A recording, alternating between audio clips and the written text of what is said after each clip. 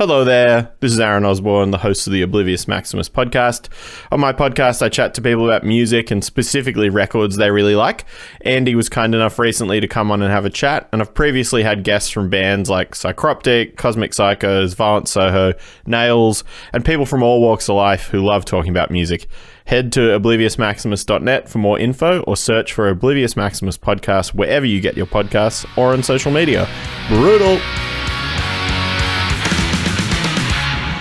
All right, another week, another episode. However, before we kick into it all, come on over and join me on Patreon, won't you?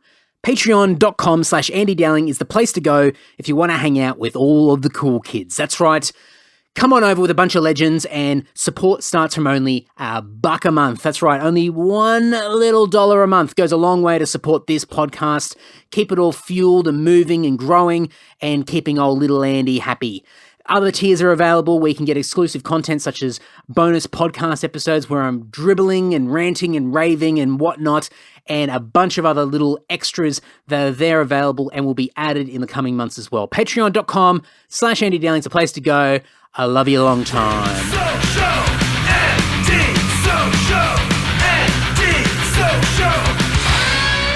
Hey, it's episode 227 of the Andy Social Podcast. This week's guest is Ryan Quarrington. Ryan is the drummer for Adelaide metal bands Shatter and Alkira. Shatterbrain's got a new album out right now called Pitchfork Justice, and you can go and check that out by going to shatterbrainmetal.com. Shatterbrain and Alkira are both on Facebook, Instagram, and most likely Twitter and the likes. I'll have everything in the show notes, of course, over at andydowling.net or andysocial.net or whatever you're listening through to on your podcast player now. Just stab the screen. There'll be a bunch of clickable links there. But this is a monster chat. There's a lot going on in this. In fact, I just chopped it in the middle. So part one is what you're listening to right now, and part two will come out sometime in the coming weeks. I'll put a nice big gap, healthy gap between the two sections. But part one, what we're listening to right now is a lot of music talk about the bands, just about music in general, and just a really fun chat. And part two, stay tuned for that, will be what Ryan gets up to on a day-to-day basis, his day job. And I won't give any hints, really. Actually, let's just say shattering spines is probably, it's probably not the best way to describe it, but there you go. Work with that. And that'll be out in the coming weeks, so you can stay tuned for that one. But everything will be in the show notes, as mentioned before, over at andydowling.net or andysocial.net. Shatterbrainmetal.com is the place to go to get started. Pitchfork Justice is the brand new album, and I really hope you enjoy this chat with Ryan Quarrington. It's been a while.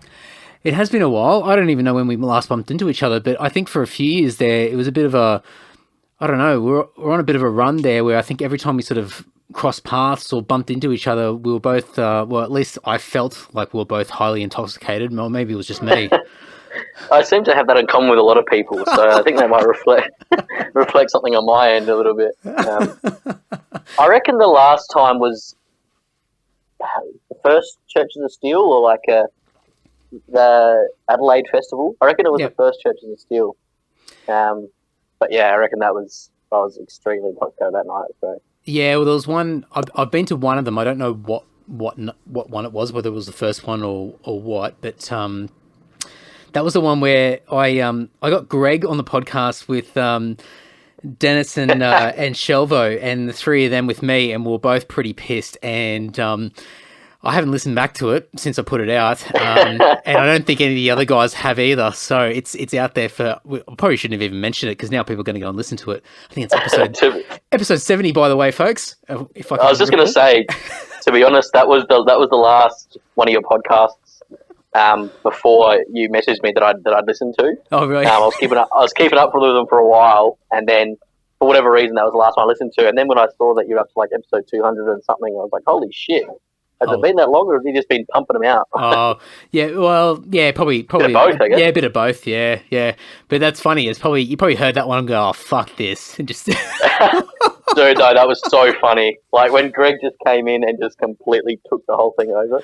Oh, it was so good. It was so funny. I don't know if you saw, but Chalky from Wartooth. Yeah.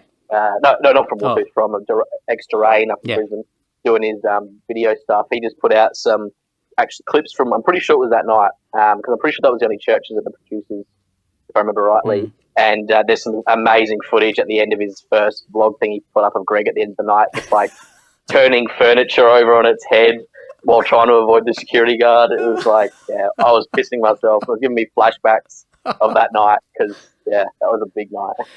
I think, I mean, probably similar sort of thing with Greg. I mean, I think you guys have got a bit of a reputation, but mind you, I mean, if I'm saying that I feel intoxicated when I'm around you guys, it's probably because I've had a few drinks as well myself, so I can't really throw it all on your side of the fence. But yeah, you guys have certainly got a reputation, and every time I bumped into Greg, same sort of deal. But Greg's got this aura around him where he just, I don't know, you'll be able to correct me if I'm wrong, but he just sort of glides into a situation and then just glides out. He's not overly animated. Like, he sort of gets animated, but it's still in this very sort of calm, sort of measured way, and does something like absurd or crazy, but he keeps it really cool and collective all the time, but really fucking pissed. Yeah. He'll sort of, like you said, glide in, he'll have his minute and a half, 2 minutes of like the Greg show, and then he'll just move on to the next party. Yeah. I've seen it that many times over the years that it doesn't actually get any less funny though. It's pretty entertaining, especially when people don't like know about the Greg experience. It's quite funny seeing a person get their Greg cherry pop. So. Oh, it's so funny. And you'll obviously know Matty D. Definitely. I love the reaction. I've had to actually start telling him when his name gets dropped in podcasts so he can actually listen to them.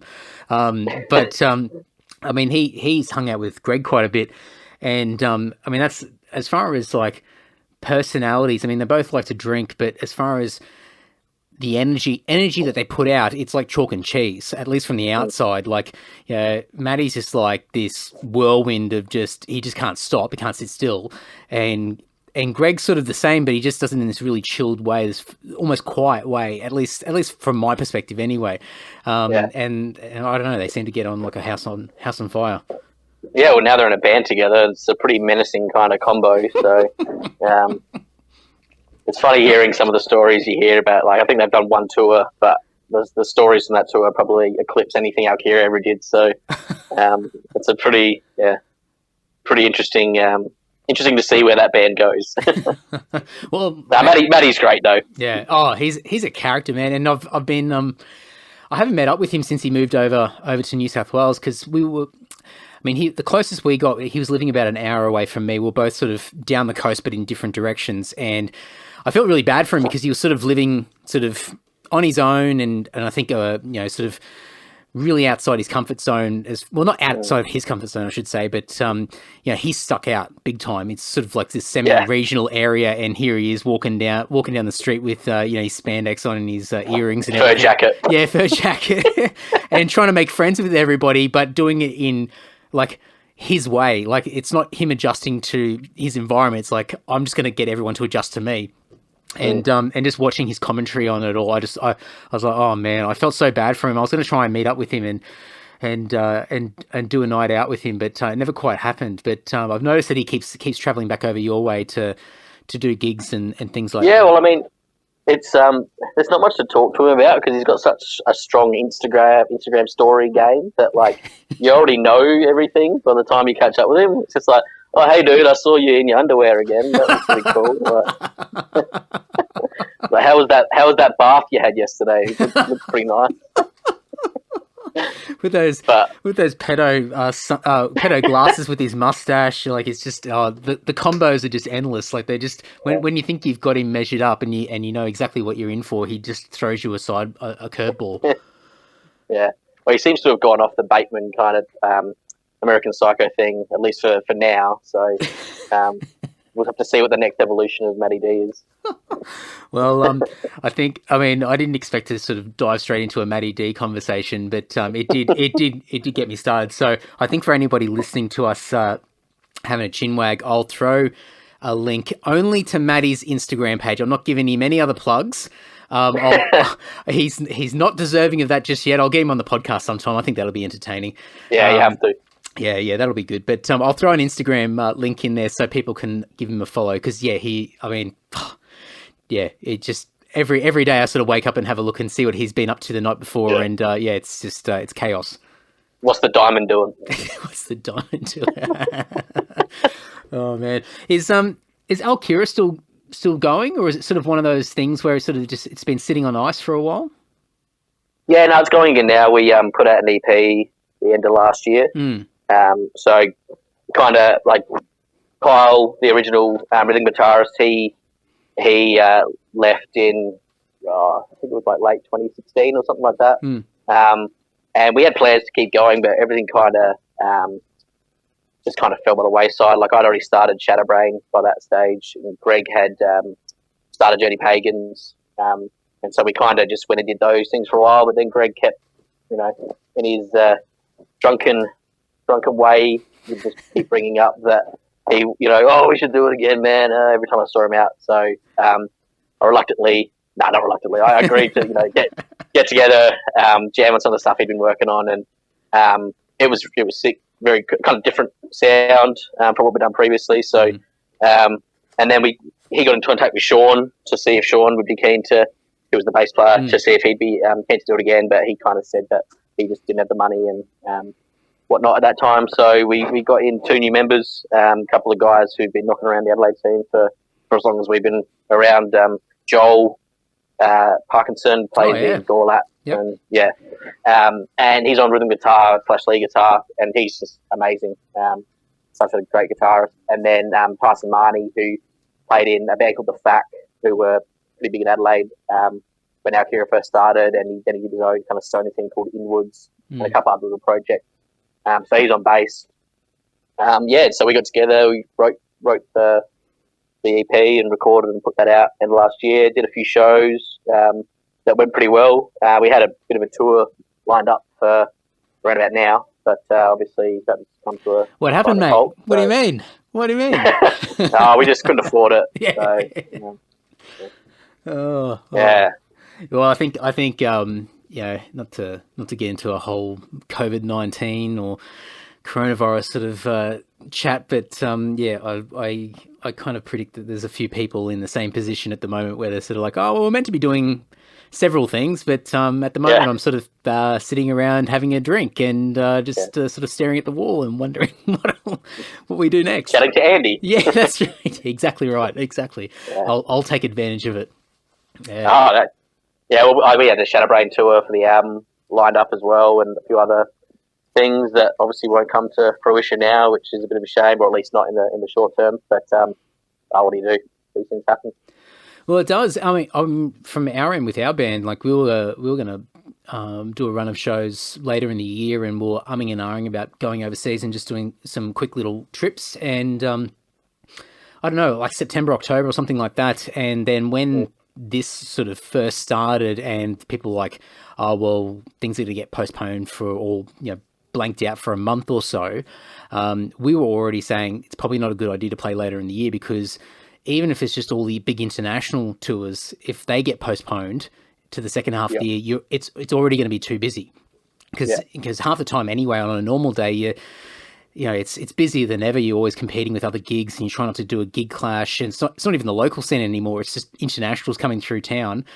And so we sort of thought, oh man, like it's not going to be good. And by the looks of it, I think most tours that have already been postponed to the second half of the year are probably going to get postponed again. So so we sort of, I think the earliest that we're looking at is Feb next year, but I think we're going to be in a similar situation where it's just all that traffic's going to kind of bleed over into next year. So who knows? Who knows what's going to happen? Yeah.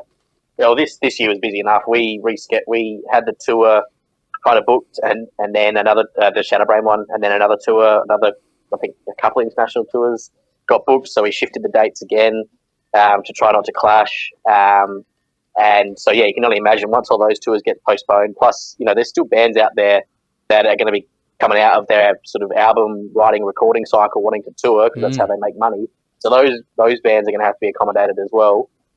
It's just going to be insane. I think realistically, a band at our level, the next 12 to 18 months is going to be very difficult. So hopefully, if there's any promoters listening out there looking for local bands to do a national support, Shatterbrain would be very interested. I reckon this will. I mean, like what's happening at the moment. You know, these situations are bringing out the best in people and the worst in people. And I reckon in the music scene, when things start to kind of go back to normal or semi-normal, you're going to have people that are going to fly the flag for, you know, original music, sort of Aussie music, etc., local music, and they will just open the doors up for a lot of opportunities and others won't. Because, yeah, I mean, it'd be, if you're an international, you know, primarily an international promoter that may not do regular sort of Aussie supports and does package tours and things like that, then maybe there's an opportunity to get some brownie points and just throw in a 15-minute, you know, opener with an Aussie band on some of these bigger tours, and it could be all the difference. Just to at least sort of, you know, it could be a bit of virtue signaling, but fuck, I mean, if you're that band, I mean, I wouldn't be complaining if I get on some of those bigger things. So yeah, it'll be interesting. Well, I mean, the trend seemed to be going towards package bills, but I think, you know, this might swing back towards, oh, that's too much risk. You know, with everything that's going on now, I'm going to have to reschedule dates for 3 bands that I'd, you know, promised or contractually obligated to do tours. I'll just start doing one international band and putting local supports on, more local supports on. So maybe it'll swing the pendulum back in the favour of Australian bands a little bit. It could. And the other thing I was thinking of the other day, and I don't know how realistic this is, but you know, maybe they're not weekend shows anymore. I mean, we've already started to see that with international stuff where it bleeds into the week. But maybe the local scene starts to spread out a little bit more, and people are, you know, especially when they've been locked up, you know, psychologically, I think it's only been a few weeks and people are already like thinking that it was a lifetime ago since they could go to the pub or go to a gig or whatever. So I think eventually when everyone's let off the leash, people will just be out all the time. So maybe there's opportunities to bring back, you know, those weekday gigs, and they're actually semi-decent, they're semi-successful, and it could open up a whole new sort of resurgence of just live music, and, you know, that sort of getting out of your house and doing something during the week, and it's not worrying about a school night anymore. So maybe there's that. But then again, the only other thing that sort of counters that is people's money. You know, how many shows can you go to? How much can you dollar spread across all these shows? You know, so if you've got a whole stack of international bands coming through, and a lot of them are bucket list bands that you want to see, and the cheapest tickets are going to be like $80 a pop, if that. You know, you ain't going to have so much money to go around. So it's I don't know. Yeah, and that's already an issue. So you know, I think at the start of it was end of last year, start of this year, we had, you know, so many bands coming through Adelaide, which is amazing because usually we don't get any. But people just couldn't afford it. So if we start getting that, unless ticket prices can drop somehow, then people just aren't going to be able to dosh up the coin to come out to the shows.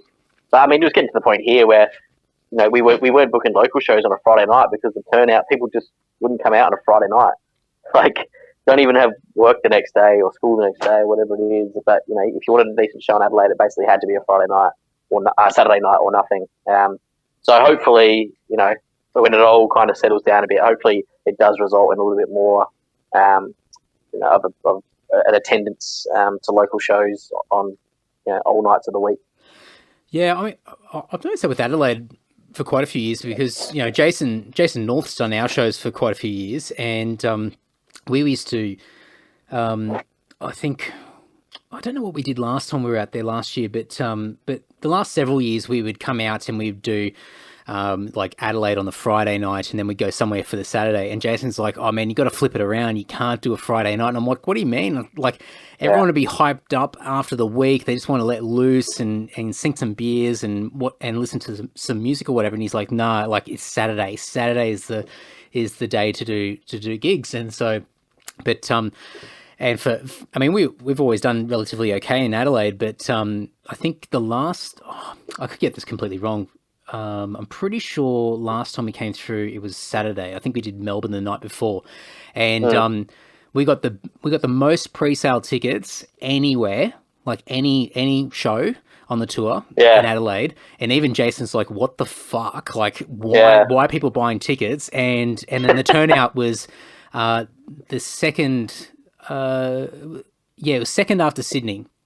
So it got way more than Melbourne, and and Sydney I think we just pushed it a little bit harder and try to stack it a bit, but yeah, Adelaide, like on a Saturday night, and everything sort of just fell into place. And I just vaguely remember I don't know if it was Jason, but it was somebody. I just went, oh well, there you go, Saturday night. All right, we'll have to remember that next time. That was a jive, wasn't it? I think. Yeah, yeah. I was there. Yeah, yeah. That's a weird venue, man. It's not my favourite for a few different reasons, but it's I think people like it in Adelaide because it's not Enigma, basically. Something different. Yeah, which I get, but I also at the same time I'm like, well, Enigma's always been faithful. It's always there. It does what it needs. Yeah, you're gonna load up some stairs, but that's just warm up for the gig, right? But yeah, I mean, it happens like that. Sometimes some shows that you think are going to do really, really well just like bomb, and then some shows that you think shouldn't do that well, or for whatever reason, just are amazing. That Lord show, for example, I remember that one clearly. Like Colossus, when they came the first time, was a really good show, just kind of out of nowhere. I don't know what it is. I think the stars kind of align if there's not no other shows on that night, or the sun's out. Like the other thing in Adelaide is the rain. That'll put people off for whatever reason. But we get that the same in the eastern cities as well. I mean, Sydney's the same, and it's the same in Melbourne and Brisbane. When it's pissing down or even just drizzling, you go, oh man, there's at least 20% of your turnout not coming now. Yeah. It's just this weird thing that people get in their heads and they look out the window and go, oh nah. And it's like, man, you probably won't even get rained on if you get in a car or you get in public transport or maybe you take a shitty umbrella and throw it in the bin when you get to the venue or whatever. Like, you're not going to get rained on, and there's no rain in the venue, funnily enough. Crazy surprise. Maybe a big one. There might be a few leaks here and there. It's funny. It's just a psychological thing, but you want to, I mean, you guys have done it for years. It's like you put on a show and you're like trying to entice people to come out, and you're trying to put a spin on it to make it appealing, whether it be the lineup, the bands that you choose, or you give it a name for the event or whatever it might be instead of just a normal gig, or I don't know, you do some sort of giveaway or offer or whatever it is just to try and entice people in, and all it will take is something really trivial like a drizzle, a light shower, and suddenly people go, no, I'll give it a miss. Yeah. And I think it's particularly bad in Adelaide. There's this culture of like just buying tickets at the door. Like we don't do no one does pre-sales in Adelaide, and I really think it's this culture of like, well, something better might come along, or I might just not feel like it on a night. But it's like, well, and that's because there's no risk of it selling out because we've got such a small population, and especially a small punter population. So people just won't buy pre-sales because there's no risk of them not being able to get a ticket at the door. Generally speaking, anyway. And then on the night they'll just be like, I won't do it, and then there goes, especially if there's less than ideal circumstances like a drizzle or too hot or too humid or whatever it is, people just won't come out, and it makes it difficult to justify putting the work in, but we do it because we love it. So no, that's it. I mean, if it was for anything else apart from that, well, that's why so many bands break up. Really, it's like that's why. I mean. Yeah, so many musicians just cease being musicians after a short period of time because they're a bit sort of not clouded, but a bit jaded. Yeah, very quickly. Just suddenly getting the headlights in front of them, going, "Oh shit, is this reality?" And it's like, yeah, that's it. But if you expected that in the first place, then you'd probably be little bit happier.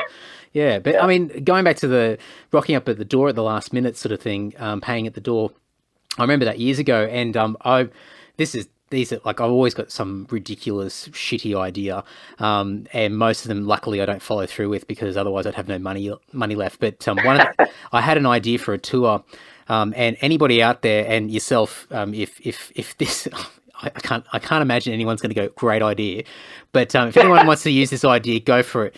But I was going to do like an Australian tour, a typical tour, just hit all the main spots, blah, blah, blah. And make sure that the venue gets what they want. So at a bare minimum. So you'd negotiate with the venue and say, okay, so what's the dollar figure that you guys need? So at a bare minimum that you're going to be happy with. Anything on top of that, fantastic. But what are you going to be able to live with? And so you negotiate with them, you work out what that is.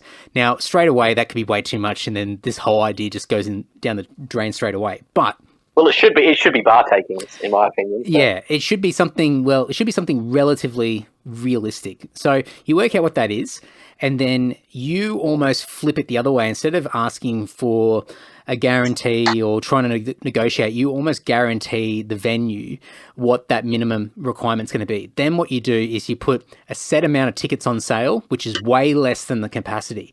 So, I'll just use a shitty example. Imagine it's a 100 capacity venue. You only put on 30 or 40 tickets on for sale.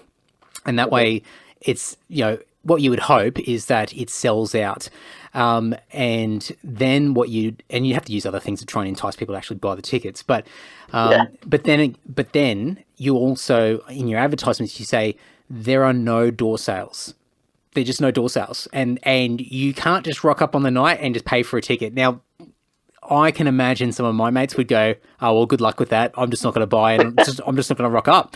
But what you'd hope is that a few people would go, oh, that's bullshit, blah, blah, blah. And then you might get a few more ticket sales. And then maybe at the last minute, you could release a few extras at the last minute. But I always had that idea where you could sort of just basically turn around and say, well, I'm going to throw it back on you guys now. You guys are so used to buying at the door. Now you can't buy at the door. And so it's only people with tickets. And if you rock up on the door on the night, sorry, you're not getting in. And that would be a real sort of test of willpower, because you'd be like, hang on, there's guys at the door here with money. Like, I really want to take these guys' money. But I think it would just, like, even just for like some sort of like PR campaign, just to create a story out of it, it'd be very interesting. But I would assume that you probably lose a lot of money. So it's not the smartest of ideas that I've had. But it'd work well on the first night when people heard that you were releasing tickets at the door, last minute anyway. They'd probably be like, "Oh, I'll just wait for the door then." Yeah, that's right. Word gets out. Yeah. But no, I like it. I like what the Asian promoters do as well, particularly in Southeast Asia, where they have like stages of pre-sales, and so it's like significantly cheaper if you buy it 3 months in advance, and then $10 more or whatever it is until 1 month out, and then still cheaper up until the week before, but then it's like twice the price on the door or something like that. You've obviously got to be smart about your pricing and whatnot, but it gives a real incentive to actually buy a pre-sale. And in all honesty, if that person who bought the ticket 3 months out can't go in the end for whatever reason, then it sucks. There's not going to be another punch there to buy beers or buy merch or whatever. But at least you're getting that investment straight up, and then it gives the venue some confidence. It gives the band some confidence. So I've always liked that method. If I ever got back into doing bookings, then I'd probably entertain that. Yeah, that's you guys have worked with Eric in Singapore, haven't you? Is that where you're referring to? Yeah, because he's Street Noise, and he obviously doesn't just do Singapore. He does a few other regions in Southeast Asia, but he's really good with that, and it's a great idea. It's this tiered level where you're rewarded for supporting. Like, if you want to support early and support the longevity of that booking company, so they can bring out more bands and obviously support that show to make sure it's successful, then you get in early and you get it cheap. I reckon that's a great idea, because when we did our tour last year, we did a show in Brisbane, and we're trying to do ticket sales, because a few places said, "Oh, just do door sales and that's it." I said, "No, I want across the board, so someone can go on the website and just, even if it's just one ticket that gets sold, I don't give a shit. I just want people to be able to have the option." And so Brisbane was a little bit of a push to try and get them to do it. And eventually they set it up on their own website, and I think they may have used a ticketing company. But when you looked at it, once they added the booking fee in, it was more expensive than the door price that was advertised. Yeah. And I go, where's the logic here? I said, how can I tell people to go and buy tickets in advance when they're actually spending more than them rocking up on the night? And the promoter, poor guy, because he was sort of dealing with the venue, and he just said, "Oh man, like I get it. I'm trying to tell the venue that," and they're just like, "It is what it is." And it's like, well, okay, right. But I think what Eric in Singapore has been doing is just, it's genius. And it'd be interesting to see why people haven't tried that here yet, and why not. Like, I wonder if there's any sort of restrictions in doing it, or any sort of red tape that you're not allowed to sell something early and then inflate the price later on. I don't know. I'm not sure. I mean, I know like Northie always does sort of significantly cheaper pre-sales than on the door. I think for that reason, to try and entice people. And basically his philosophy with the bands is that you can sell them as long as he covers his costs. You can sell them for whatever you want. You can make it, as much or as little profit as you want. You can give them away if you want. You're just going to pay him back the $10 for the ticket. Which then, if that's substantially cheaper than on the door, then it gives bands the opportunity to be able to dish off a lot of tickets. So, and it's good for him as well, because it means bands are going to get rid of their tickets and make it a big turnout. So it does seem to work, but yeah, I've never seen an Australian promoter do that kind of tiered approach, which I think would, I think it would work. Especially now when you see, there's very few bands that, even the big international bands, there's very few bands that come out where it's a sellout, in advance. Yeah. There's only a very small percentage of bands that come out and within hours, within the first few hours, the show's been sold out, so they're adding a second show or whatever it might be. And I just think, we've almost created the behavior of the Aussie punter, and it's, although Adelaide has that reputation, I think it's everywhere. I think we all sort of sit back. I mean, I do it myself, man. Like, I just, I'll be looking at my bank balance and I'll see a new tour. I'm like, oh man, like, I've got next Tuesday, tickets are on sale. Oh, $100. Fuck, I've got to find $100. And then I think, all right, weigh it up. How likely is this going to sell out? Maybe if I wait a month and then a month rolls on and you notice that it's still not sold out, or not, there's been no announcements going, hey, there's only 100 tickets left or whatever, you go, I'll just wait a bit longer. And before you know it, you're a week out before the show, and then you decide to buy a ticket then. And, or you rock up at the door depending on the size of the band. So, I mean, I do it myself. I'm guilty of it. So it's a behavior that's created just because there's no sense of urgency from a promotion point of view, and, just trying to sell these things out. So maybe, yeah. Especially when promoters do stupid things like last-minute $50 tickets and all that kind of stuff. Like, I remember when Sabbath came when Ozzy, after the Heaven and Hell thing with Dio, and then Ozzy rejoined or whatever it was, and they came the first time, and they announced a tour, and it was like just East Coast, or there was no Adelaide anyway. And so me and my old man bought tickets to Sydney, so we did flights and accommodation and the whole lot. And then a couple of weeks after we bought that, they announced an Adelaide show. And we were like, and there was an offer to refund your ticket and just get an Adelaide ticket, but we had flights and everything. So we're like, we'll just get Adelaide tickets as well.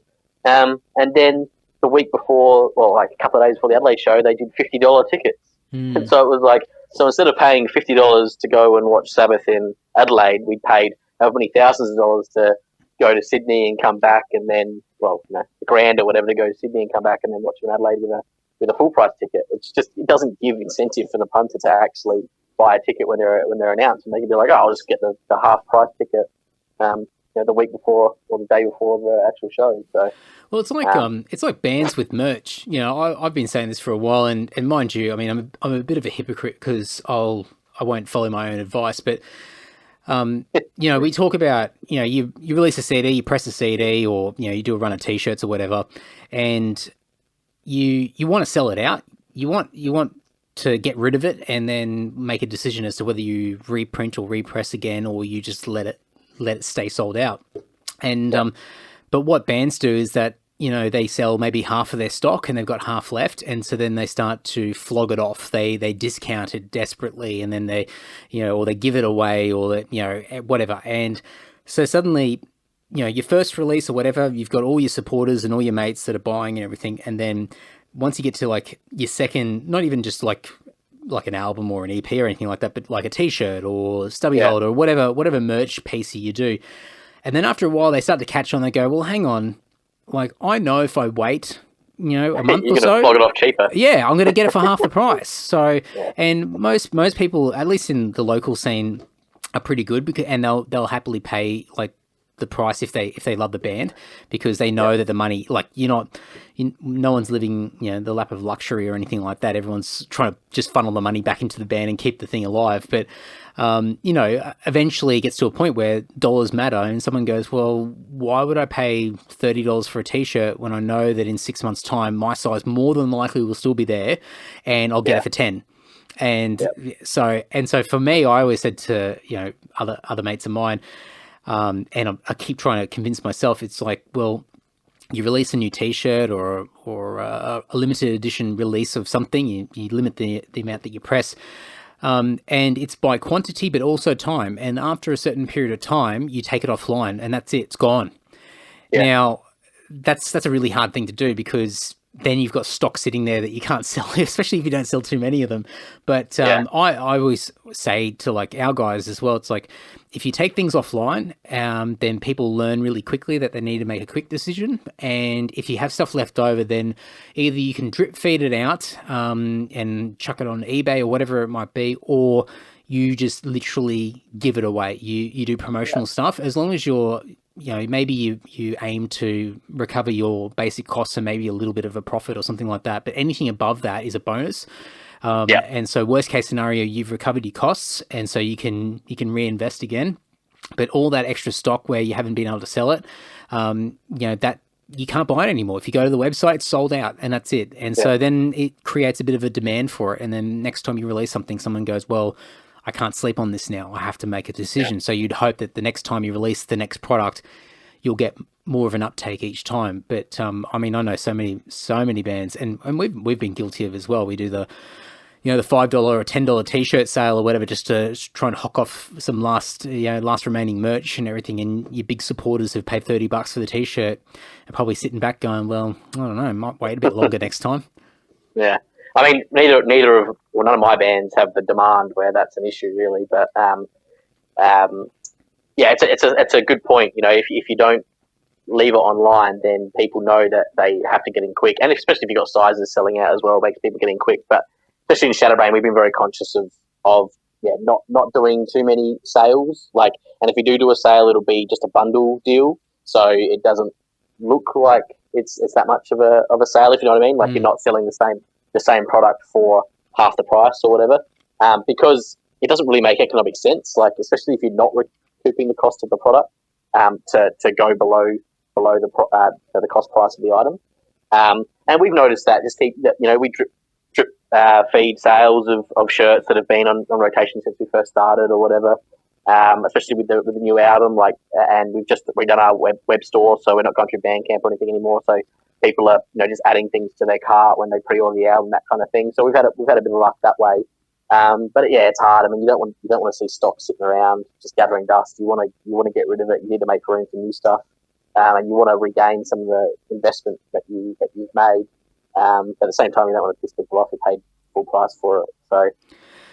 It's a balancing act, man. It's like it's always just trial and error, trying to work out what works, what doesn't, and we have the same challenges you guys do. It's just trying to work out, how do you convince people? It's the whole, marketing and sales techniques of how do you convince people that, the right decision is to go and, buy the product, buy the CD or buy the t-shirt or whatever it is, and why should they do it now and not in 2 months' time? And it's just trying to work out ways to make it as appealing as possible. I mean, even at the moment, I'm doing this really dumb as fuck sale for our band for the month, and I did a stupid video for it, and I didn't discount anything, but I just added free stuff with every order, and sort of made a hoo-ha about that. And when we put the video out, got a few sales, and it was pretty good. And then sort of throughout the middle of the month, it sort of dipped down, and it was almost like there's people sort of going, well,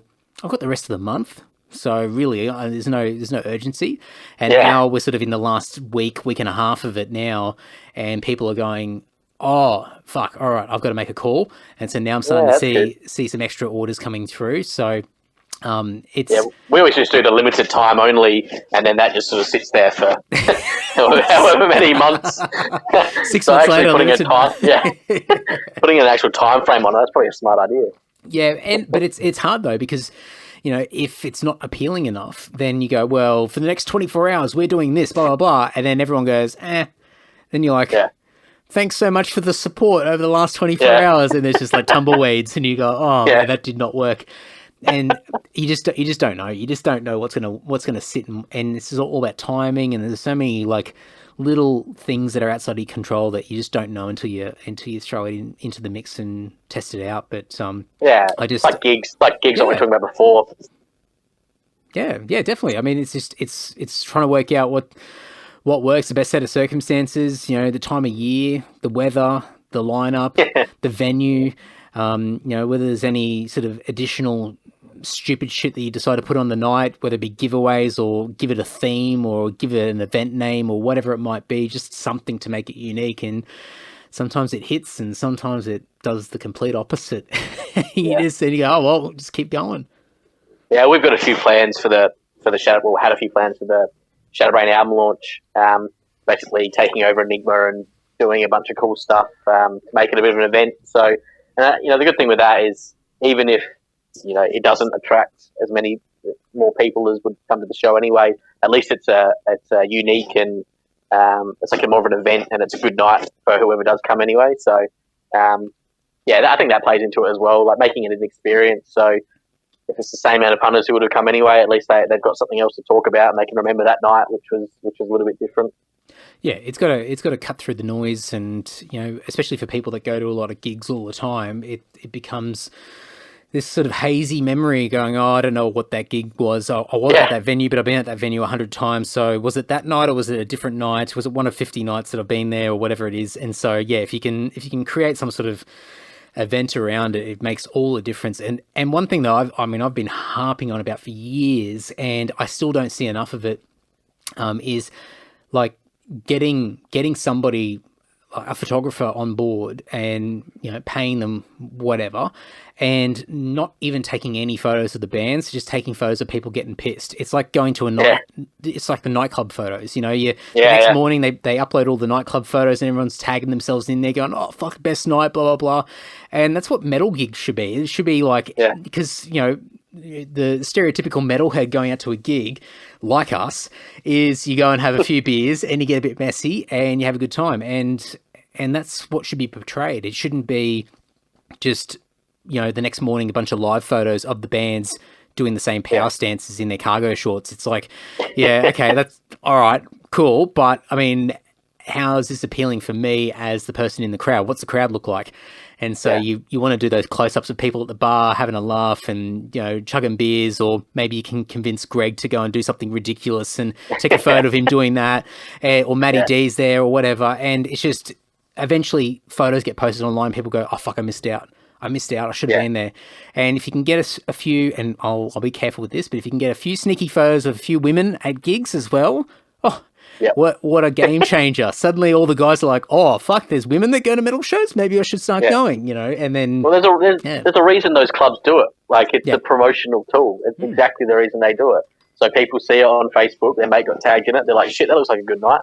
I'll have to make sure I'm there next Friday night or Saturday night, whatever it is. And then, that's it. It's a great point. Actually, I hadn't really thought about that. Yeah, I think it's just one of those things where it's, it is about the music. It always is. But in the end, it's a social thing. And I think more so than ever now, where we're all being told we can't go out and socialize, it is about being out and being around people and interacting with people and having a good night. And obviously there's entertainment there and there's, musicians playing, etc. But it's ultimately about being in a room with other people, like-minded people for the most part, in enjoying a genre of music or a style, a different form of entertainment or whatever it might be. And so you need to portray that. You need to show it to people, and then people suddenly see the appeal and want to come out more. And I mean, I remember I always used to wince at band photographers, and I must say, like, band photographers, I've tried to suggest this to a few photographers in the past, and they're like, oh man, like, I'd rather, like, my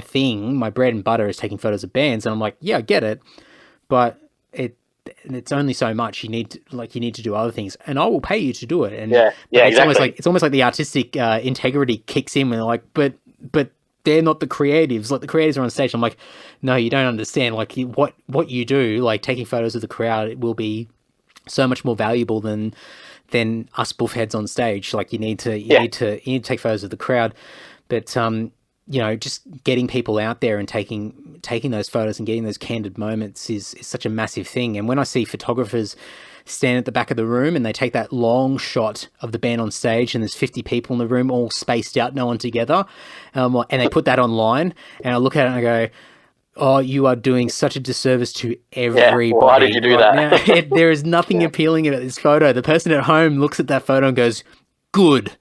I'm glad I didn't go out tonight because that looks shit. Looks like a shit gig, yeah. You said a point before that it's about the music, and that's right. But like a lot of the complaints I hear from punters is, I'm just another gig kind of thing. So you want to dress it up as it was more than just this band and this band and this band playing. It was this person was there and they were talking to that person and they were having a great time and they had $5 Jaeger bombs, so everyone was getting stuck into Jaeger bombs and that kind of thing, which makes it shows it off as more of an event than just another gig. I mean, as bad as it sounds, we're all performers. I mean, we get on stage, we perform, we play. And sometimes that sounds a little bit shallow because, we're all creating original music and trying to get that out there. We put everything into it. But, we get on stage and we perform. We're there to entertain people and give people a good night, give them a reason why they paid 10, 15, 20 bucks or whatever it is to come in on the night and have a few drinks and watch us play. So we've got to put on a show. And so I always sort of look at, it depends on the style of music, but, I've got mates of mine that get on stage and they do fucking nothing, and the music sort of is a direct contradiction to their stage presence, and you go, oh man, like come on, like there's people here to watch you, get into it, like you put on a show. But I think it has to be experience for everybody. It has to be something where people walk in and it's the entire night. It's from getting to the venue and then getting that drink or whatever's going on at the bar and the people in the venue and then the music over the PA. Is there some fucking good tunes on the PA, or is it some fucking wanky avant-garde sort of fucking playlist that the PA, the house guy, is so fucking elitist about and wants to play that, and everyone else is going, well, I can't even fucking let loose. The worst. That is one of my pet peeves. But I think it's worse the other way when they start playing some like pop crap or something. It's like, this is not the crowd. Like, them being edgy. It's like, I'm going to be edgy. Yeah. Yeah, I'm going to play like Aqua or something like that. It's like, okay, yeah, we get it. You're so you're probably sick of fucking having to have mix 5 metal bands or whatever. But like, this is a metal show. It's like, this is what people remember. They're not going to want to stand up here and wait around for the next band if you're playing crap they don't want to listen to. I never understand that. Yeah, I think that's, and I mean that comes down to promoters as well. I mean we realize that, and I still make the mistake because I forget about it because there's always little things at shows that you sort of glance over and you forget about until things go wrong. But when I have remembered, I've always tried to either get a playlist or get some sort of music to the house guy and just say, look, can you just chuck this on between bands? Can you put this on?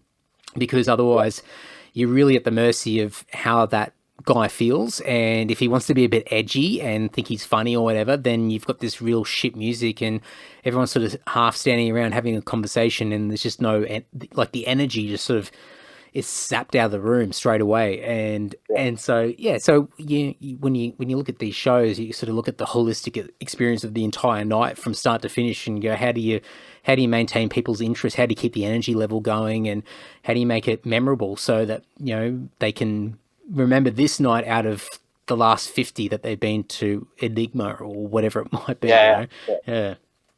One of the ideas we've got whenever it happens, this launch show, but having one of the local sort of metal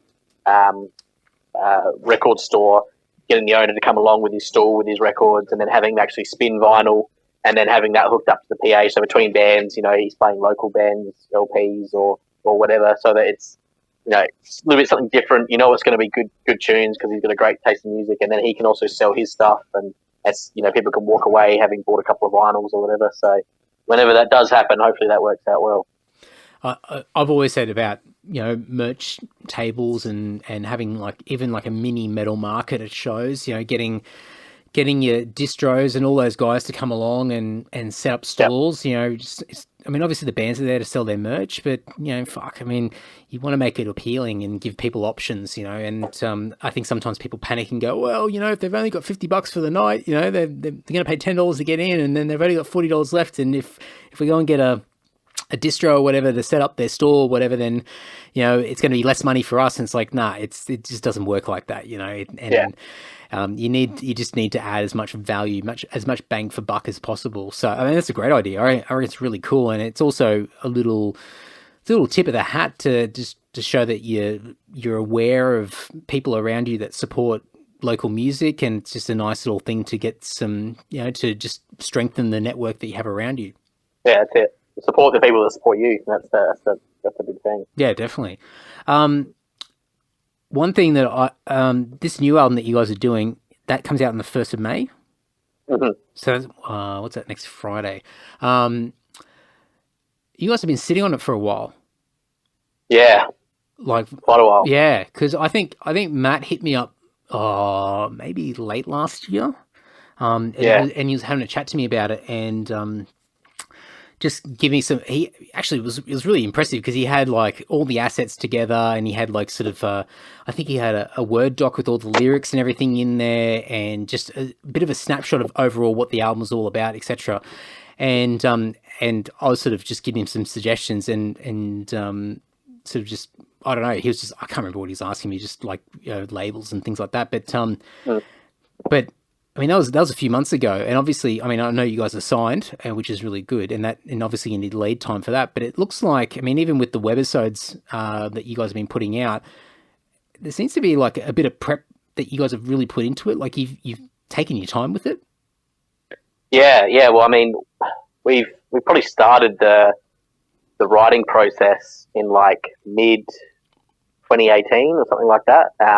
We had a bunch of different targets in terms of dates that we wanted to try and aim to have a final product that we could shop around to labels. We really wanted to try and get some support,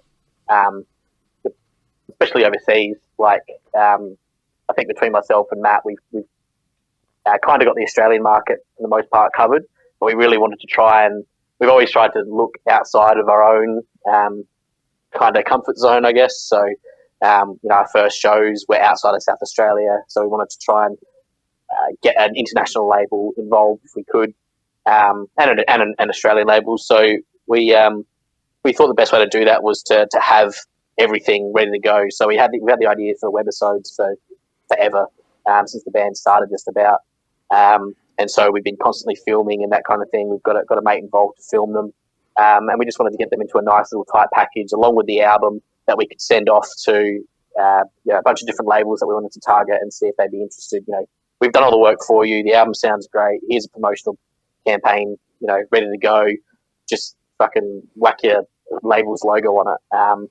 And eventually we found that with Wormhole Death in Italy, which has ended up not being so great because Italy is obviously a hotspot with COVID, so we're not going to get our CDs in time for the release, even though they've been ready for a couple of months, which is a real shame.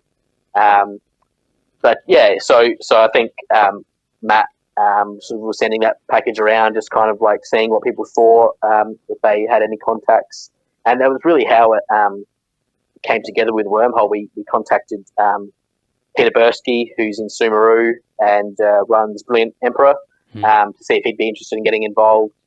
And then he said he was, already in at capacity for the year, but he put us onto Wormhole, who put out the Sumeru album. And as soon as Wormhole heard it, they were interested.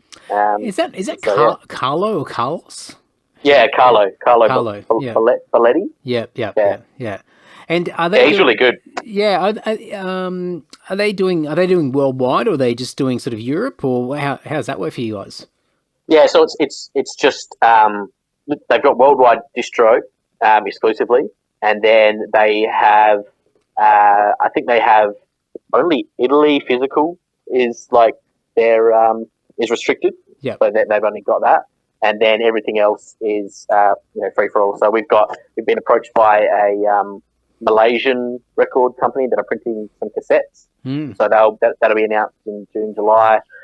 We've gone and done our own vinyls that we've put up for pre-sale. They send us X amount of of CDs that we can sell on our own store. There's no restrictions on Bandcamp, so it's a very fluid, pretty open kind of contract or agreement, which works well for us. We really just wanted a bit of a foot in the door over there, and we've already had a few other offers in Europe, which obviously we can't see through now. But I think it's a good sort of stepping stone to where we want to go. Yeah, it's cool. I mean, I was just I think even sort of at those early stages, sort of just trying to work it out and go, oh, what are you guys going to do as far as shopping it around? And I think one thing that I've always said to a lot of people, and even just trying to convince ourselves, it's like there's no massive race with it all. There's no rush, it's just, make sure you get your shit together and have all your assets together, and then start going out to people. And the way that you just described it, saying basically we've got everything ready, slap your logo on it. And then we don't need you guys to do the heavy lifting as such. It's a case of you guys know what you do and it's easy for you. And we've already done all the complicated stuff that would be complicated for you guys. So here it all is. And run with it and go from there. So it'd be interesting to see how it all goes, especially with what's been happening over the past few months. But it's interesting though. We kind of had a bit of advice talking to various people and we from our own experiences, that getting everything together on our end and then shopping around to people is the best way to get someone's interest. But then we had a bit of interest from a particular label. I won't mention names, but had a bit of interest, and then we kind of like, okay, well, here's we've been trying to sort of get something tangible happening with them for back and forth for about 12 to 18 months, and then we were like, okay, well, here's the album, and what do you think? Would you be keen to distro it for us or whatever? And then they were like, oh, usually we only get involved with bands at the sort of the grassroots kind of level. We like to see the project through from start to finish so we can have a bit of input, blah, blah, blah. I was like, that's completely opposite to what we, kind of understood. And it was a real shame because we had a lot of eggs put into that basket because they expressed interest early on. But whatever. It is what it is. We're happy with how it's all sort of turned out. And I think there's already been a bit of interest in the next release. So they've expressed that they'd like to see what happens with the next release, and so we'll see what happens there. Yeah, that's good. I mean, at least it's a foot in the door, and it's a long-term sort of strategy. I would assume anyway. I mean, you get this album out, you get a bit of credibility and some names attached to it as far as people that you're working with, and then it just gives you leverage, to do that next release. And I mean, I wouldn't have a clue who you'd be talking about as far as bands that want to see it from the start to the finish, but I could probably shortlist a few that are like that. And and it's funny because I was having a chat to somebody the other day about this and a similar situation, and I said exactly what most people have said to you. I go, you really need to go to labels and say, I pretty much have everything ready to go. I'm going to make things nice and easy for you. Here's the product. Experience it. Do you like it? If you like it, then let's work together. If you don't, then we'll move on.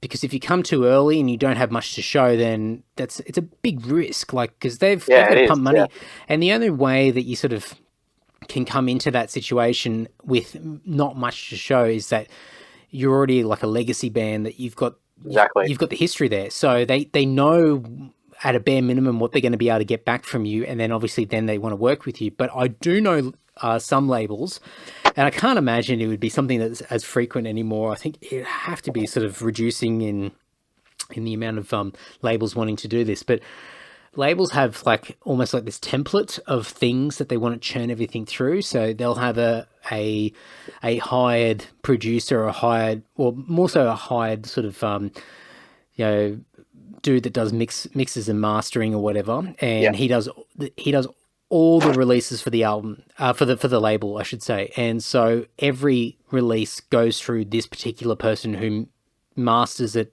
to the same template that every other album has been released. And then you've got the designated art guy, and the art guy works for the label, and he will be the guy that does the artwork. So then you find that particular labels have very similar artwork across all of their roster. And then that fills into other things like booking agents and into touring, et cetera, et cetera. And so they've almost got this machine that they'll put you through and keep it to a standard that they're comfortable with and happy with, and churn you out the other end. And hey, if your expectations are 100% in line with what the label thinks is good, then that's great. But if they're not, then it can be chaos. So it's, we kind of suffered from that a little bit. Not directly, but the original guy we had slated to mix the record was a guy named Arthur Rizek, and he's when we first sort of got in touch with him, he was not unknown, but he'd done like a Power Trips he'd done both Power Trips albums, and he wasn't as in demand. But then when we eventually, it was like another 12 months before we actually sent him the album. By the time we sent him to him, he was obviously Relapse Records guy. And he was just so swamped that he was like, look, I'm sorry, he sent us a mix back and it was just like terrible. And we were like, dude, what's going on? And then he just wouldn't get back to us. And then he eventually sent us a second mix that was awesome. We'd already moved on. And he was like, look, guys, I'm so sorry. I've just been so swamped. I've had so many mixes to do. You don't owe me anything. Please hit me up for the next one, blah, blah, blah. And he's, I think, in terms of the style of music that we like, he did just about all of our favourite bands in 2018 and 19. So he obviously was that guy for Relapse and a few other labels at that time. And I don't know if they have some sort of arrangement where it's like, we'll promise to give you 20 records a year if you clear your schedule for us, or that kind of thing. But it does seem that there is some sort of at least unspoken agreement in place that they're just going to go through the same people for everything. Yeah, I mean, especially with some of those larger labels, they've definitely got a bit of a machine in place as far as getting people on and guaranteeing work and making sure that they're churning through things. And basically, if you've got confidence in somebody, you want to keep working with them. So it kind of makes sense. But I mean, mind you, I've never really sort of worked for a label like that, so I'm only sort of interpreting it from the outside. But it's interesting, and obviously, if you get the right guys on board, then it's fantastic. But it's sort of like I don't know, like the Andy Sneap sort of thing, amazing with specific bands, like, particular releases, but then eventually you can pick his sound out straight away, and it's almost like his sound is dominating or overriding the uniqueness of the band itself, because he's just being able to label his own stuff over the top of it. So to a lesser extent, probably Scott Burns at Morris Sound as well, like the Earache and Roadrunner stuff. Yeah, definitely. And, but then again, like, they make money because of that, and there'll be a lot of people out there that want that, regardless of like the name or being associated with it, is more important than whatever the final output is. It's sort of the name, the reputation is just it exceeds the final product, So it's interesting to see how it all works and how these machines work. But man, I think hopefully, given the amount of time that you guys have been spending on it and putting it out, and I've been checking out the webisodes that you guys have been putting out, which has been really good, sort of drip feeding, sort of behind the scenes stuff, which more bands should be doing. I mean, I'm surprised that more bands don't do what you guys are doing. And it's funny because I haven't been paying as much attention as maybe you guys would expect if I was just your punter, like wanting, you guys are trying to sell me a CD, but I still know that you guys are putting out an album. But the way that you guys are talking about it and putting it out there, it's almost like the album's already out because you just the amount of stuff that you guys are putting online is really, really good. So was it something that you guys sort of sat back and had a bit of a powwow and go, oh, well, we're going to sort of put a bit of a timeline in place to try and drip feed this stuff out? Yeah, I mean, we've done that since the inception of this band. Myself and Matt in particular, like when we first sort of came up with the idea of the band, we knew that we wanted to have a lineup, a tour, and a demo or whatever ready to go for when the band was first announced. So when we first announced the band in like January 2018 or whatever it was, we had that. We had a music video, we had the CD, we had an Australian-New Zealand tour book. It was like, okay, we're going to hit the ground running. And so when it eventually came to doing the album, it was the same thing. It was like, okay, we want to have a very structured plan in place on how we're going to do it. Like I said, we'd already kind of had the ideas for the webisodes. We knew we wanted to do a couple of music videos. And so we even when we were sending shop around to labels, we basically said, we don't know when you want to put this out, but working backwards from the release date, this is what we plan to do. We'd drop this at this time, 6 weeks before, we'd drop this 5 weeks before, blah, blah, blah. So kind of down to the date, it was already laid out. And, once you start working with people, that kind of, like labels, that kind of changes a little bit. But we knew we wanted to have a real strong promotional thing. And then even if people miss it, it's going to be there. So, someone might discover the album in 3 months' time, or maybe there's a review that comes out a couple of months after the album drops. The webisodes will all be there, and so they can go back and watch them. And just hope, what we really hope is it just gives them another level of appreciation of the band and the music. Because I know that when I watch those things, or even when I tour with bands, and I go back and listen to their music, I like it so much more just because there's that personal aspect to the music now. Yep. And I think that's hopefully what the webisodes can kind of do.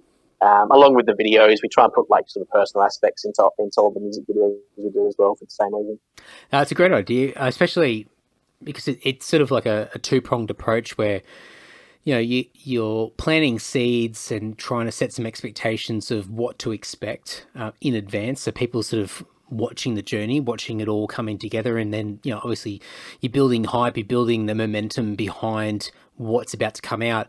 But then you've got the sort of the second stage of it all where, you'll have people buying the album, listening to the album, and then going back and watching the series all over again in context with what they've just listened to as well. And it's just, what you said, it's like, it's a great way to identify and connect with things. And I mean, I'm the same as yourself or anybody like really that's passionate about music. As soon as you see something that's a little bit personal and you can connect with it and identify with it, and you see a little bit more behind the scenes, a little bit more substance, a bit more grit underneath just what a song is, then you suddenly go, oh man, like I've become a little bit more loyal to it all, and it's cool. Yeah, we've sprinkled, I think, bits of every single song throughout all the episodes. So hopefully, and the album's pretty varied. So hopefully, there's a little bit that catches someone's ear that makes them think, oh, I want to hear that whole thing. And all the stuff in the studio, there's all the different layers that you can hear. And so when you go back and listen to that song, you'll be like, oh yeah, I can hear them playing that crazy noise that's just suddenly panned far right and in the background, and that's really sick. And then we're planning on turning it into a single documentary as well. So I'm not sure what we'll do with that, but we'll put it into one more cohesive kind of package and probably just get a couple of hundred burnt off and send them out with merch packages or put them on YouTube or whatever. And make it something that people can sit down and watch all in one go. Yeah, I reckon it's a great idea. I mean, I just remember as a kid getting into metal and just heavy music in general, and just the year and a half Metallica videos or the Pantera videos and things like that. And I was watching those videos before I had their whole back catalogue. Like, I didn't know all the songs yet. I just knew like maybe one or two albums, and I'm watching these videos, and so you'd hear them playing a riff or a song or whatever in the background, and you just associate it with the video that you're watching, and then eventually you get around to buying the CD in their back catalogue, and you go, oh, that's the song, and the dots start to connect together, and it was such a, I mean, for me, I'm sure it's probably the same for you. Like, just when you're getting into music, it's exciting when things start to fall into place and you can see the connections. And I think even for people that years down the track who have been immersed in music, I think there's sort of a level of excitement when you start to connect dots with just hearing things in different ways, and then eventually sort of getting it in context. It's cool. It's a bit of a journey that you can take people on. Yeah, well, I mean, we're all for the most part '90s kids, so that kind of the year and a half like Metallica, the Pantera home videos, that's all like kind of what we grew up with, and So I think, and that's I guess a common theme in the album. There's a lot of nods to Pantera and stuff like that, where it's like we're sort of trying to recreate that a little bit. I think, and so yeah, hopefully it can do the same thing to other people that's good for us. Yeah, that's cool. I must ask you because I wrote it down, and I would kick myself if I forgot it. But I didn't realize you played in another band called, is it Paraphernalia Wagon? Yeah. What the fuck's that? So that was I've got a good mate, Tim, who I first met actually at one of Alkira's first ever gigs, and he was like 15 or 16 years old. He's a couple of years younger than me, and he was playing in this death metal band, and it was their first ever gig, and he was great. We basically hit it off straight away, and then he kind of wasn't doing bands for a while, and then he bailed me up in the Enigma Beer Garden of all places at some ungodly hour in the morning, and convinced me to start a band with him, and he wanted to do a punk band, and I grew up with punk. Like my dad in particular, both my parents are metalheads, and so like getting into punk was kind of my little rebellion.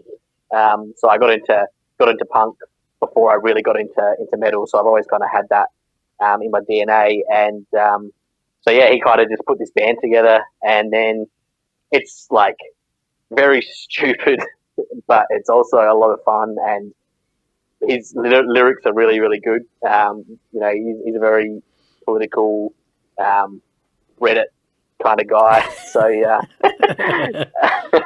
so there's a lot of that in there, and it was especially at the time because we started that before Shatter, and it was kind of just a little. I'm pretty busy, so it was kind of another excuse to play drums in the week. Go out and have another band practice and just play skank beats for a couple of hours and keep the chops up and that kind of thing. So we put out I think 2 demos or EPs. I don't know what you call them. 2 releases anyway. All just like very tongue-in-cheek humor, and it's very kind of Black Flag kind of Bad Brainsy kind of music, with all the political sort of tropes that go along with that. So yeah, it's a bit of fun. But we played a gig mid or late last year, and then we planned to do another CD and do some more gigs, but kind of we're all lazy. And we've got other things going on. Actually, the guitarist in that band is a pretty relatively successful local comedian. He had residency at one of the local comedy clubs during the Fringe for the last couple of years, and he hosts a few local comedy clubs and that kind of thing. So he's pretty busy with that. We had good intentions, but especially now, not much we can do. But hoping to put out some new paraphernalia, P-dub, as we call it, P-dub tunes.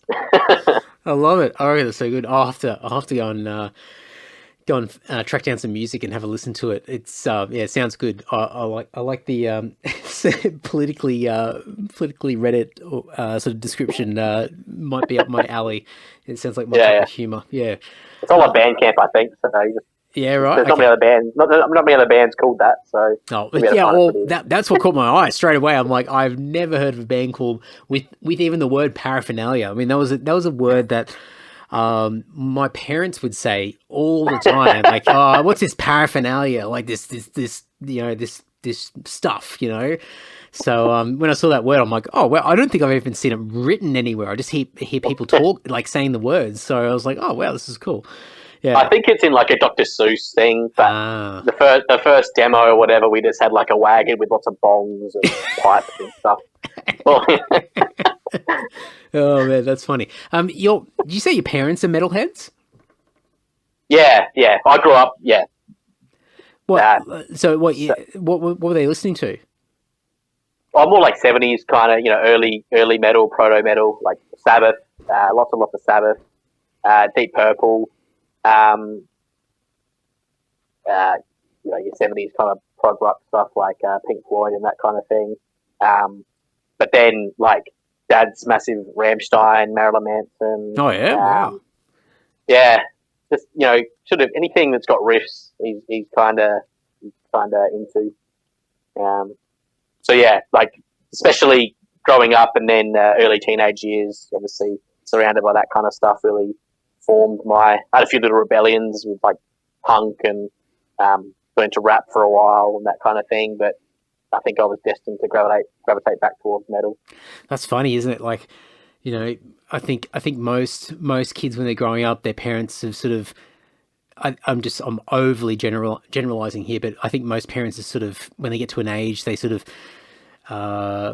you know, water down everything in their lives. You know, they become sort of they have this sense of normalcy to everything. And so even their music, they start to just listen to whatever's on the radio, or, maybe it's a little bit of soft rock or anything like that. But that's the extent of it. And it's funny, like you saying that, because it's like basically you were given the ingredients for success, and then just typically of anyone going through that age, it's just, it doesn't matter what it is. You've got gold hanging in front of you, and you're like, nah, I will find whatever it is that will rebel against this, at least initially.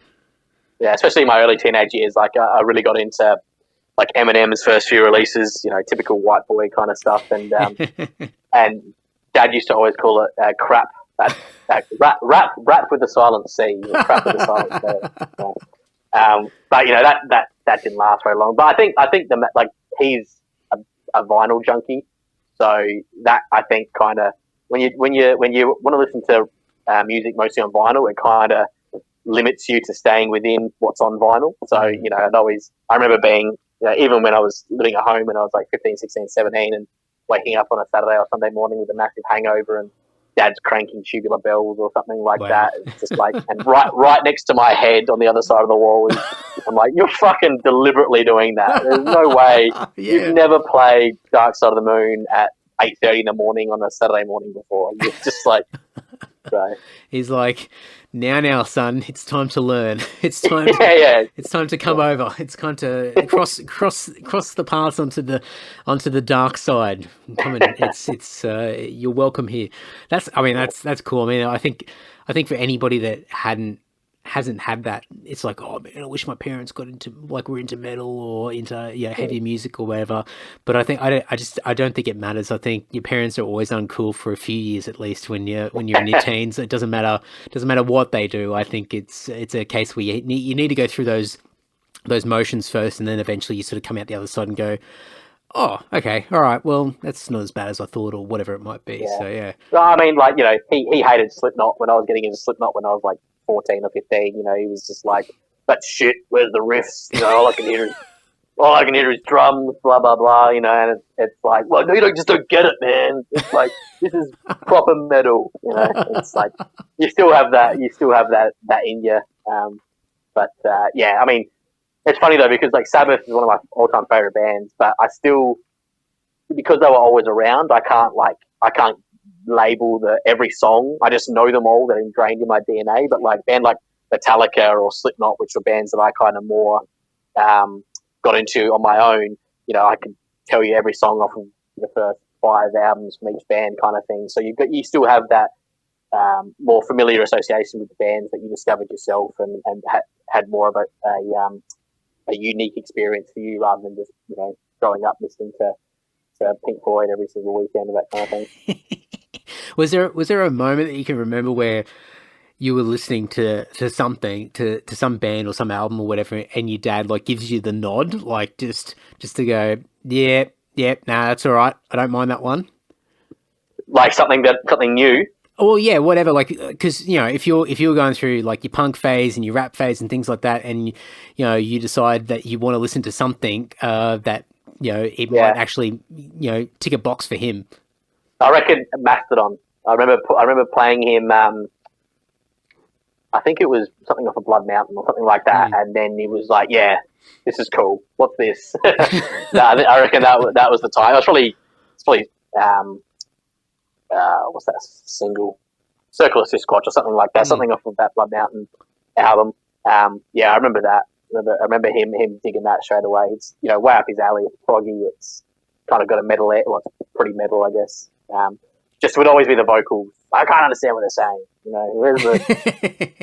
He's like Dio's his like god, which is kind of been transferred down to me. I think Dio's my favourite person of all time, but like for him, it's like it doesn't sound like Dio or to a lesser extent Aussie, then it's not real metal vocals. So did he go and see some of these bands when he was growing up, like bands that you look back and go, oh, fuck you, man, I can't believe you got to see that? Yeah, I just say fuck you. Like he saw ELO at like Paraka, stuff like that. It's just like it's just I only wish I was alive at that time. Motorhead when they were first coming out, that kind of thing. Yeah. I love that. Yeah. And Jethro Tull. Oh, yeah, that would have been cool. Yeah, I mean, I, it's funny when you meet like people, the next generation up, and then they're like, oh yeah, like I saw like, Thin Lizzy at the Opera House or whatever at the front. Like, that's been sort of, just this thing that's been solidified as this iconic moment. You're like, oh man, you got to be fucking joking. Or someone's like, oh yeah, I saw AC/DC at my school. Like they were doing school concerts, and it's like, what? Like, I can't even wrap my head around that. Well, I've got some cool, like, so my pop he started my grandfather, he started the popular music division in the ABC in Adelaide. Yeah. And so he started there doing classical music, and then he formed the popular music department, and he started this thing called Live and Local, which was like bringing in local bands. You'd do an interview, you'd let them play their set live to air, and then you'd record it and they could take it away and use it as a demo or whatever. And he recorded, I think I've got the name right, the Valentines, which was like Bon Scott's first band or whatever. So he like produced their first live and local demo, that kind of thing. And he like organised, what are they called? Little River Band. They did a performance in Adelaide with the Melbourne Symphony Orchestra, and he produced that whole thing. Like it was his idea, taken from, I think it was the Deep Purple album they did with the orchestra or whatever. So he brought that all together, made it all happen, and then he got sharpened, and he's not on the producer credits, but he's telling all these stories, and like it's just like, oh, that was my job, run of the mill, that kind of thing. I don't know if he plays it down a bit because he's too cool for school, but I just feel like they're jaw to the floor. Like, you met Bon Scott when he was like 17 and you recorded him. Fuck. It's like the coolest shit ever. It's funny because like if you look at Australian culture and you got like the whole tall poppy syndrome and all that sort of stuff, we're all at times, and it's definitely different these days, but at least for the last sort of however many decades, we're always too laid back for our own good. Like we always downplay stuff like, whatever, you end up doing something cool, and you don't want to talk it up too much because then people go, oh, what are you doing? You're name dropping or you're bragging too much or whatever. So I mean, I always come across this, like heaps of people, like it, whether it be, parents or friends or, in your case, grandparents who have been involved in these amazing things. And then you find out about it years later. Like, it's not just something that you've grown up with as this amazing story in some cases. Like, you don't find out about it until you're well and truly down the track. And then you go, you did what? Like, and they're like, whatever, and just completely disregarding it. And you're like, you got to be joking. Like, you should, like, some of these things are iconic. You should be, like, you should have written a book about it. Like, just there's some amazing things, but it's kind of attached to a bit of our culture here where we sort of just downplay fucking everything. We just like, whatever, it doesn't matter. Well, I think particularly in my pop case as well, like he recorded some of these like amazing jazz and classical musicians that I'd never heard of and don't really care about, and he's like talking about them like it's I should know and it's amazing. And then he just drops shit like recording those kind of bands, and it's just like early Cold Chisel and stuff like that, and it's just like, what? Like, why didn't you tell me this like 20 years ago? And I guess I mean, probably in comparison to the things that he's excited about, they probably were just like, I had to do it because it was my job, and probably until later on, it's like, well, I guess they made a name for themselves, I guess, at the time, whatever, and the rest of us are going, oh my god. Oh man, so you've always grown up in Adelaide? No, I moved around a lot. Yeah, actually, I was born in Adelaide, and then moved to Darwin. Lived in Darwin when I was 2 until I was 5 or something. Moved back down to the Riverland in South Australia. Then moved up to Alice Springs in Northern Territory, and then moved back down to South Australia and lived in a bunch of different towns in South Australia. Bloody hell. And then eventually settled in Strathalbyn, which is like a country town, about 45 to an hour drive from Adelaide CBD, up in the foothills. And then did the last few years of my high schooling from there, and then moved down to town after I finished university, like 5 or 6 years ago now. So, moved around a fair bit, but mostly in South Australia. Was there a reason why you did a bit of a trek up north? Dad's a branch manager in Bank SA. Yeah. So, and SA and NT are their main kind of regions. Mm. So basically just moved for work. He's been manager of area or regional lending manager of the Flurio for probably going on a decade now, or maybe more. So we've kind of been settled. He's kind of been settled since then. Yeah, cool. And was a lot of that, because I did a lot of moving when I was a kid. Different for my dad, different industry. He was in the health department, but he'd just move around from different hospitals, doing work at hospitals, and so we just moved around heaps as a kid. But was most of your moving sort of around sort of your primary school years? Yeah, I think we kind of settled. Well, I went to the same high school, so it was all basically before I hit high school. Mm. I had to move to 3 different campuses of the high school, but that was pretty stable from then on. Yeah, so you would have had to, at least during primary school, have to go through the scenario of walking into a new school and going, all right, who do I hang out with? Oh fuck, I started hanging out with the wrong people to begin with. I've got to try and transition to the better group or whatever it might be. Yeah, I definitely went through a lot of making new friends and lots of tears every time I'd move away and all that kind of stuff as a young kid, which is, I guess, probably set me up for later in life. I think being able to kind of strike a conversation with most people pretty easily, you don't have those sort of bonds that some of my friends have got other friends that they've had since they were in kindy together and all that kind of shit. And I don't know anyone from before I was the age of like 12 or 13. So yeah, I'm exactly the same. It wasn't until actually high school. Yeah, high school I was in the one place, and then at the end of high school moved from Brisbane to Sydney. But all my primary school years was 3 or 4 different places during those years, and so very similar. I mean, for me it was all through Queensland, a lot of regional towns, but I don't have any. I mean, I barely have mates that I've stayed in contact with from high school, to be honest. But but there's a couple that sort of linger around. But there's nobody I've sort of got this deep bond with since my childhood or anything like that.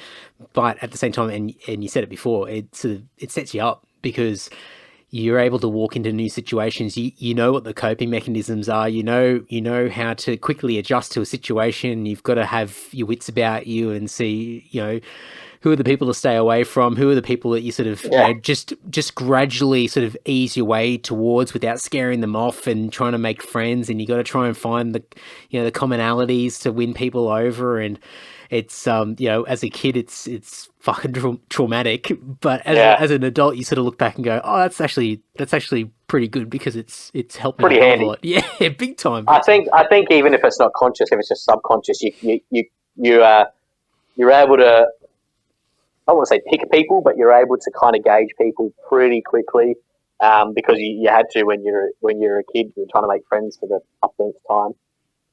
I definitely feel like I've kind of carried that on later in life. Yeah. I think I don't sort of really think about it too much until I'm having conversations like this, but I sort of look back and go, a lot of the skills that I've sort of built have been out of just environment. I mean, like anybody really, but especially specific environments of having to adjust and quickly build up rapport and build up relationships with people and Yep. try to find common ground, try and find something, whatever it is. You might get desperate and just try and find something shit that you kind of half like, but just enough to win them over, you know. And then eventually you tell them that what they like is shit, but you know, that's when you get a bit of confidence, you know, and then you're fine.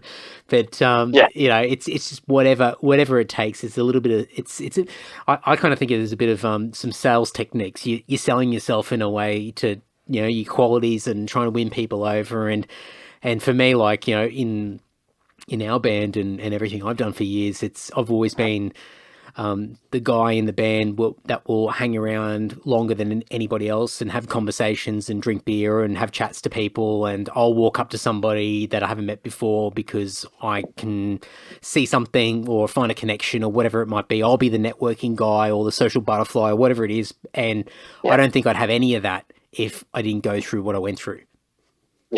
Yeah, I agree. And you just learn that people gravitate towards people who are, you know, kind of friendly to them and want to try and talk to them and try and understand, you know, what their interests are and why they're here and why they do what they do, kind of thing, which I think does stem from that kind of experience where some people who I don't think have had to do that have that kind of skill. So yeah, definitely, you know, it was painful at the time, and but definitely thankful for it now. Yeah, man, for sure. Hey, just really quickly, have you got a little bit of extra time? Yeah, sure. Yeah, good. All right. So I've the cogs have been turning in the back of my head because I looked at the time and went, oh fuck, we're fucking waffling, which is good. Holy shit. But if you're okay, we'll keep talking because I've got a few more things I want to ask you. But what I'm thinking in the back of my head is I'm just going to split it into two. Hey, now part 2 is coming out in the coming weeks. So if you're listening to this on time, stay tuned. I'm going to have a few other guest episodes coming out in between, but part 2 will be a lot of fun. There's some really interesting stuff, and we really got into the guts of what Ryan gets up to on a day-to-day basis. So stay tuned for that. But in the meantime, you can follow Ryan on the socials, and of course, go and check out Shatterbrain's new album, Pitchfork Justice, over at shatterbrainmetal.com. I'll have all the links in the show notes to Ryan's social media handles, as well as Alkira, Shatterbrain, and Paraphernalia Wagon as well. So nice and easy over at andydowling.net or andysocial.net or whatever you're listening through to right now. Through to, yes, that's right, through to right now. You can click the links in the descriptions and you should be able to get through to all of these things. But fantastic stuff, and a massive thanks to Ryan, who's a big supporter of me and the podcast. So I'm just stoked to be able to have a great chat with a great dude. Now, before we wrap it up, Patreon, of course. Patreon is the big thing going on at the moment. A massive help for me to motivate me to keep the podcast going, but also to try new things. I've bought a bunch of extra gear and gadgets and shit that I'm going to muck around with and do dumb stuff with. So the Patreon community is inspiring me to really sort of go hard with a lot of this stuff. If you want to join Patreon, you can go to patreon.com/AndyDowling. And people, the top tier legends, the guys who are joining my $10 tier, which is just incredible, are just massive supporters of this podcast and ensuring that each and every week I'm just absolutely pumped and fueled to keep this podcast train a-rolling. So a massive thank you to Andrew from Perth, Mick G from Sydney, Ash from Deniliquin, Dan from Dapto, and Rod from Rayleigh in North Carolina. Thank you so much, folks, in my Andy Social Circle tier.